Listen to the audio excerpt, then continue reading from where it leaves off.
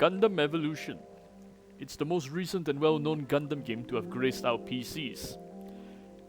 It didn't quite last long, however. So, why is it dying then?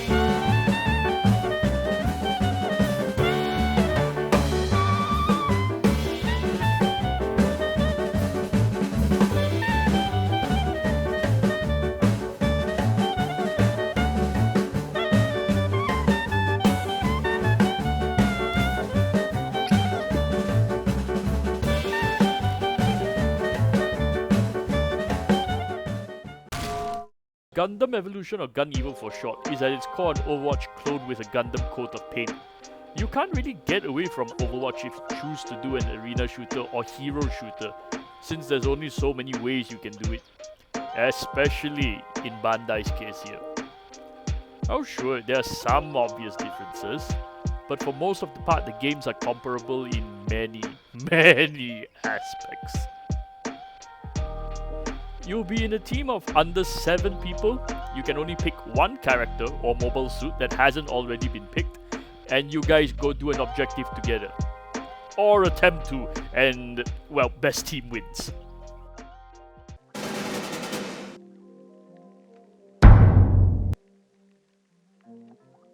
Well, like any game, there are usually some good points. The first and most obvious one is, unlike Overwatch, the devs here actually did spend time trying to make the mobile suits balanced. And it shows. They don't feel great to use, but they don't feel overpowered or underpowered. Most of the time. So good job there. The game is capable of running on older PCs, which is surprising and should have been a great way to hook new players in. But I guess there are only so many people interested in a Gundam-flavoured Overwatch clone. Unlike other Gundam games so far, there is actually a transformation button here which you can push, and your MS transforms into a higher speed form immediately. Very useful considering how the terrains and map works in this game. The transformables actually have a great flanking role here, and it works brilliantly. Apart from this one bastard.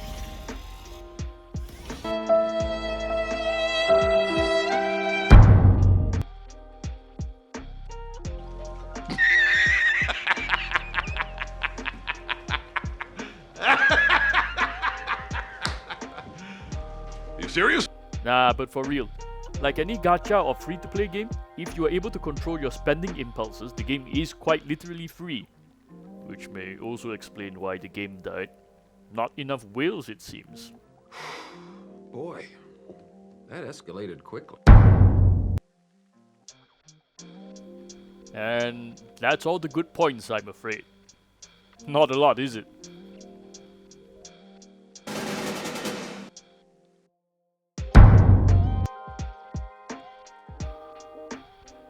And now for the bad points, and there are plenty. The number of game modes and maps on launch were also very limited, so gameplay got very stale very fast. It's possible to even get back-to-back matches on the same map. At the time, these modes were a variant of the King of the Hill mode. You had the usual capture point missions, and there was also a bomb planting mode, with a choice of 2 objectives to attack, usually within reasonable distance of each other. It all depends on the map you're getting at the time, and that choice was tiny. Of course, the game did get new maps, and I think one old map, Harbour City, got a much needed update. Finally, there's a new flanking route into the final cap point, and the devs added another game mode in, but by then it was too little too late.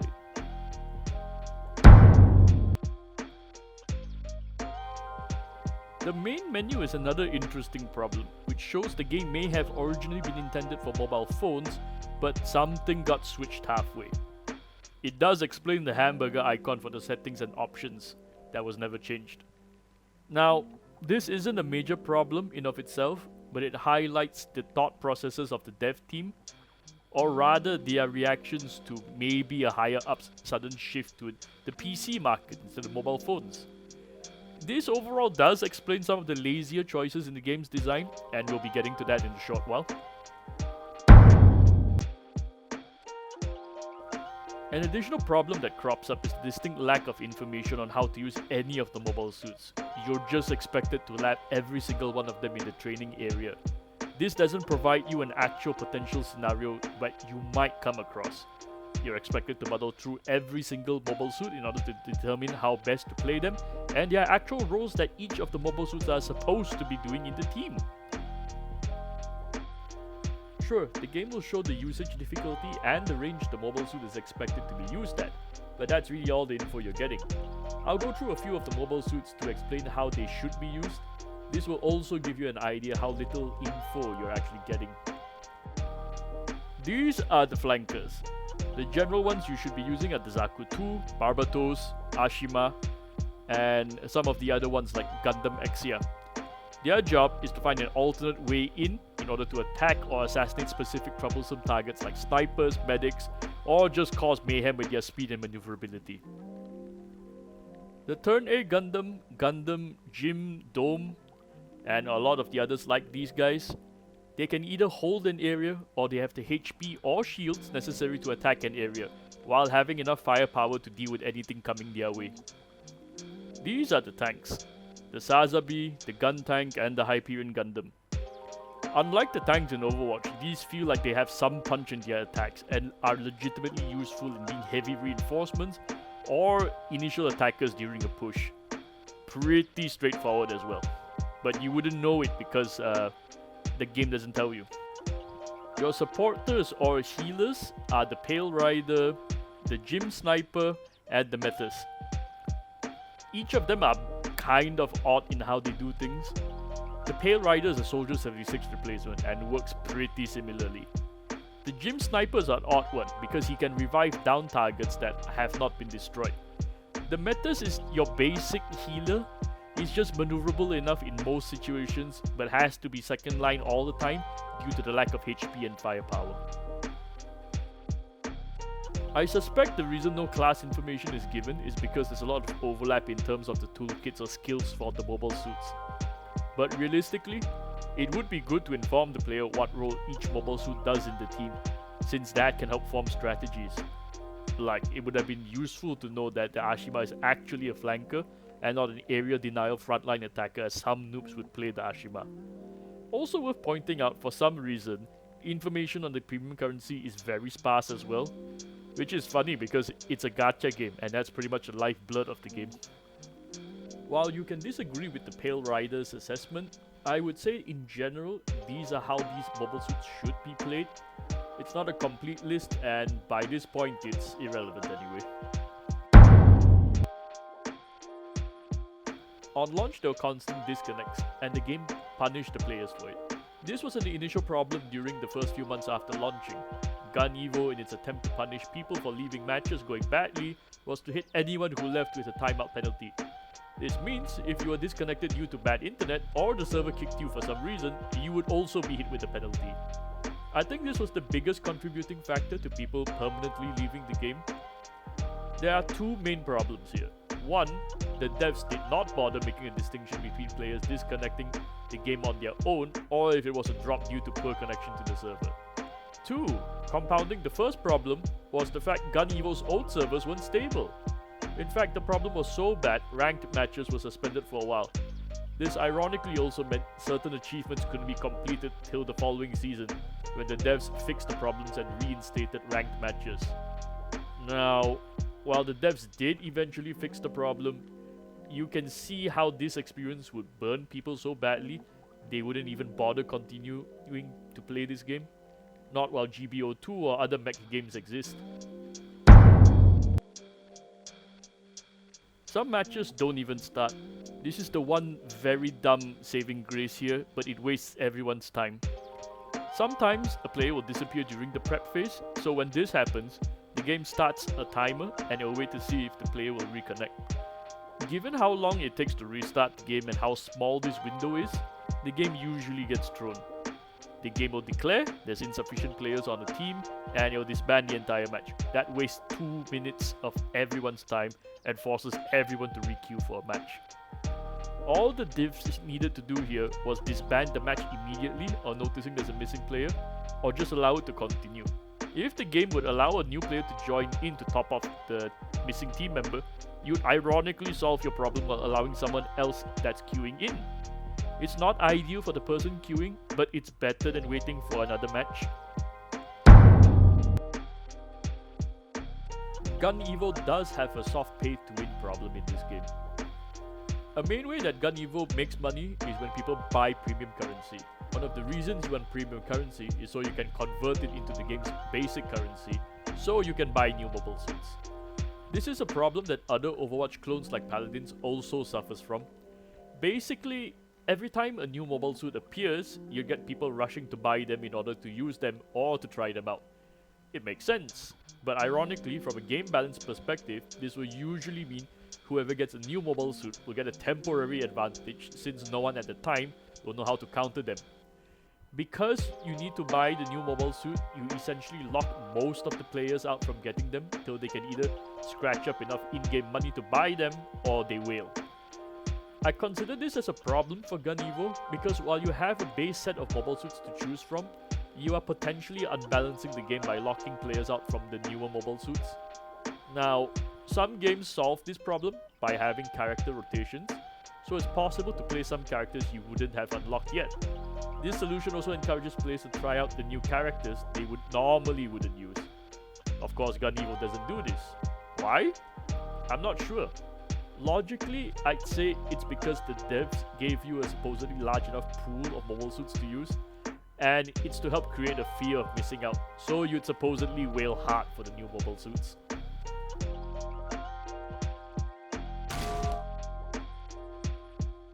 These are some smaller issues I found in the game as well. They don't break the game, but they are sure as hell annoying.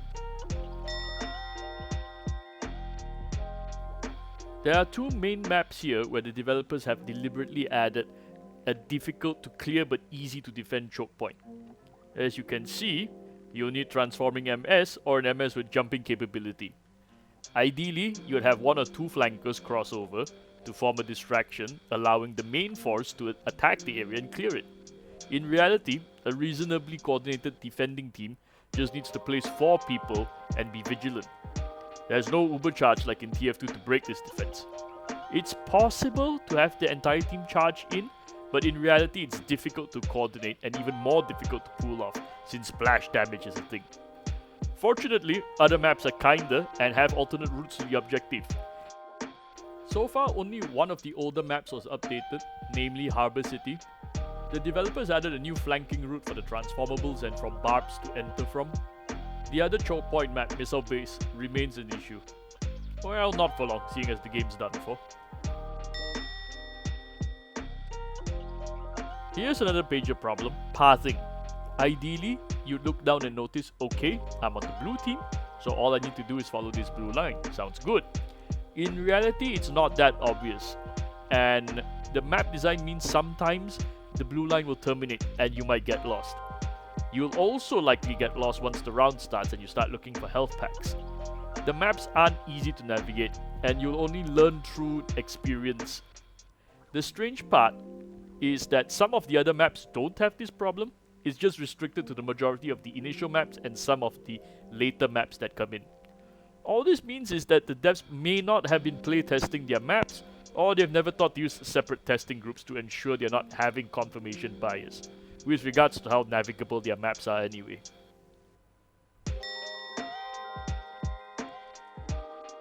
Here's an unusual one. In this particular map, the logic of the spawn positions don't make any sense, because what happens here is both teams are able to fight each other almost immediately. I suspect that was the idea. Basically, you'd be able to bait an enemy team into fighting you while the rest of your team heads to the cap position. Sounds smart. But I don't consider this a good design because it intentionally derails both teams from their objectives by causing unnecessary fighting in places where there shouldn't be fighting. Now, there's a bloody good reason you place the enemy spawn on the other end of the map. It's bold, it's unusual for sure, but you know this particular experiment has failed when the other game modes and maps have switched back to using the more conventional spawn placement.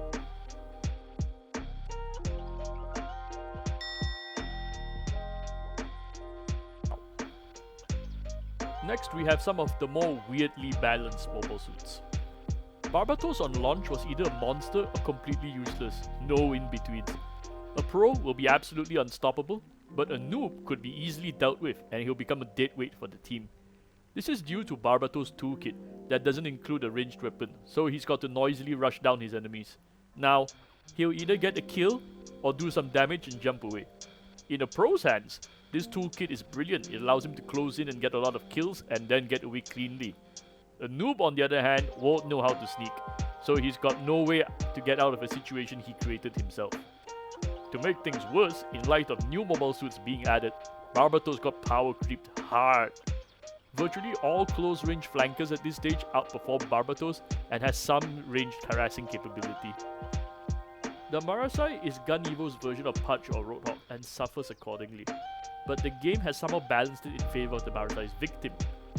The tooltips say your headshots will continue stunning an enemy after you hook them. This is a lie. Once you get the hook, the only way you can ensure the kill is to mag dump as many headshots as possible. A good RSI player will normally be able to get a kill, either through doing it himself or his teammates backing him up. But what I found is that the enemy also has a decent chance of escaping if his teammates are around or if the Marasai misses a few of the headshots. So, while this breaks the chain of Punch-likes hooking and then insta-killing an enemy, it's not satisfying for the Marasai player as a result. The way I do the attack is to have an obvious wind-up, and if the hook hits, it should allow for a combo in. This will make it more satisfying for the Marasai player. But I'll agree that this may have been balanced for the so-called wider audience, and overall, it is still kind of a small issue. The Gym Sniper has the weirdest toolkit, but on paper it makes a lot of sense. Snipe targets at a distance, have an option to resurrect teammates that aren't completely destroyed from that same distance. In practice, most veteran players ensure they completely destroy a mobile suit to prevent these resurrections. So, the Resurrect Gun is only useful in a very specific set of instances. Also, the Gym Sniper has no close range or mid-range capability. The Head Falcon just spams all the bullets and then it cools down. The Falcons themselves don't do a lot of damage, so most veteran players know they can tank it. The jump pad works only half the time because of how maps and terrain works in this game. To give you an idea, maps have walkable and unwalkable areas. So, transforming MS take advantage of this by flying over these unwalkable areas. These jump pads should ideally allow you to reach certain otherwise off-limit areas for sniping opportunities. But all you do is just slide off when you reach them. The jump pad can be used for momentary height advantage for sniping. It's doable, but it's difficult to pull off. So, in short, all the jump pads do is give you a short walk or a series of jumps up to certain places. Also, the Gym Sniper should be using a beam rifle, like in the anime. The solid shot is lore consistent, but it doesn't make sense. Also, this fucking reload kills me.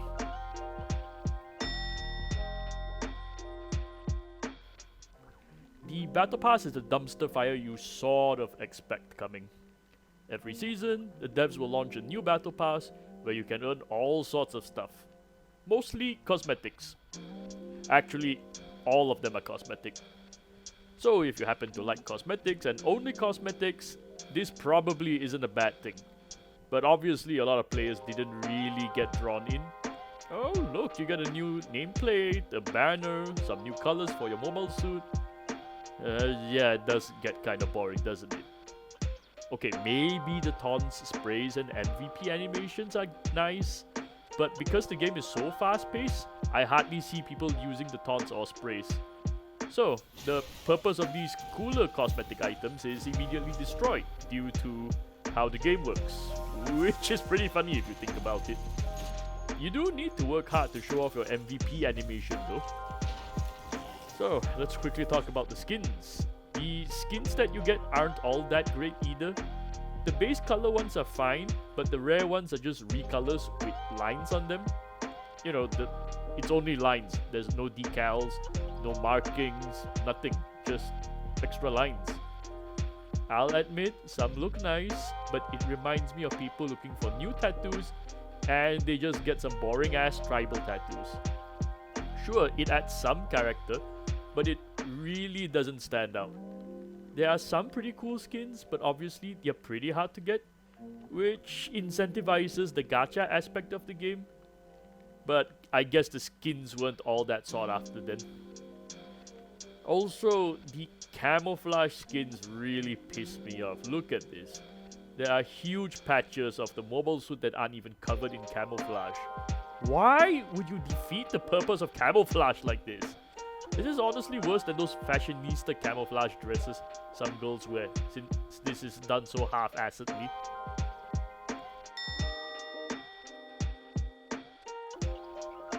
This one's possibly a strategic or tactical game changer, but the odd lack of melee combat in the game is extremely weird, especially when some of the mobile suits like the Metas show off a beam saber attack. Barbatos doesn't really count, especially since Barb's melee was deliberately gimped for balance. Barb's is more of an anomaly since it's the only mobile suit with real melee capability. Everyone else has a melee skill with a cooldown, which means you can't constantly use it. Bandai and the game dev's philosophy here was to play it safe and do things as cheaply as possible. You can see it from how they handled the disconnect problems, the skin, the battle pass, even the mobile suit design. Look at the Marasai, exact case in point. Everything was very safe, mostly calculated so as not to offend anyone, so it feels very boring after a while. I played this game a fair bit to get footage, and it felt almost exactly the same as it did when I first played it. Incredibly sterile. I only felt an adrenaline rush once in a while, but that was because I'd be in a good team fighting another good team, so I'd get a hell of a fight. Other than that, everything felt lukewarm. The mobile suits didn't feel completely good to use because they didn't feel powerful. I suspect this has to do with the time to kill. So even if I had the Dome's giant bazooka, a powerful weapon, I'd have to shoot several times to get a kill. Why do it like this? Mostly to give your victim a chance to retaliate or run away, so it's fair to them. And that's exactly why I say the game is very safe. More often than not, I need at least one other teammate with me to ensure a few kills. Notice how the kill feed doesn't say assist? You share the kill with whoever else shot at it. Why? So no one feels offended that the kill was taken by somebody else. The cheapness of the game comes from the battle pass, as we previously discussed. Sure, some items look like they had some effort put in, but overall, they're mostly basic vanity items. Gun Evo could have made a more extensive customization system that's closer to GBO2. They could have sold us paint kits, decal kits, skin parts, but they didn't, because that would be too much work and too much risk, you know, despite it working well in GBO2.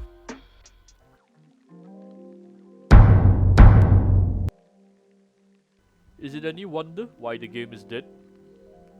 Even with popular VTubers and streamers playing, the game should have stayed afloat a little bit longer. But in reality, because the game is made and maintained so poorly, there's hardly any attraction to it. Gundam Battle Operations 2 is something the game should have been a lot closer to. The irony being GBO2 already exists. GBO2 does everything Gun Evo should have done, but it does it better, and the best part is, GBO2 isn't all that much fun to play either. GBO2 has a better gacha or capsule system. The customization options are better. It's also free to play, but it works because the game appeals to the collector side of Gundam enthusiasts. Gameplay is it's extremely clumsy, but it feels way better in terms of unit balance. Most of the time anyway. Gun Evo wasn't anyone's idea of a good Gundam game. Sure, it was fun, but only for a short while. Then it became grindy with very little incentive to play on. By contrast, you'd have hours of fun with Armored Core 6 because the gameplay was genuinely enjoyable. You could customize your Armored Core exactly as you wanted, and there were many reasons to replay missions, from testing the builds to gathering more lore. I realize I'm comparing apples to oranges, but the fundamental design decision to make Gun Evo an Overwatch clone is the main culprit here. Bandai had a built-in audience thanks to its many years of making Gundam stuff. Bandai threw that away to try and court the Overwatch player base, but they did so with a subpar version of Overwatch. Overwatch, for all its faults, had events and at least reasons you would go back and play it. There was some level of lore, and the events at least kept people interested in the game. Gun Evo had none of that on top of a very flawed launch. Coming back to Bandai's philosophy here, the game fell flat because it was ultimately boring. There was no change in the gameplay loop, no customization options, and a lot of the rewards were incredibly shallow. Decisions were made to err on the side of safety instead of fun.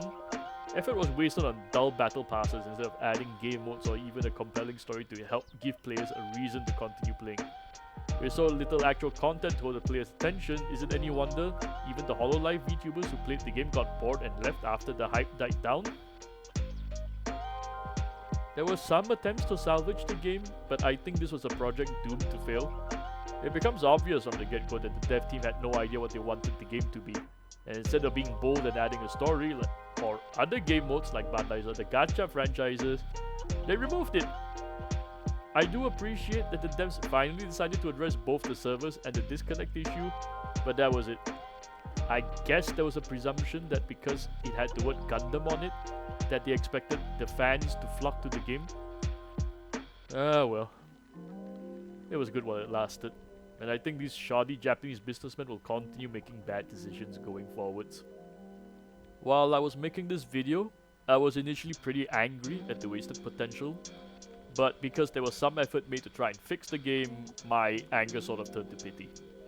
Here was the potential to make a cool, modern Gundam FPS game, and Bandai completely blew it. Oh well, I might dump more effort into GBO2 now, I guess. At least I can put this tragedy of a game to bed now. See you, Space Cowboys.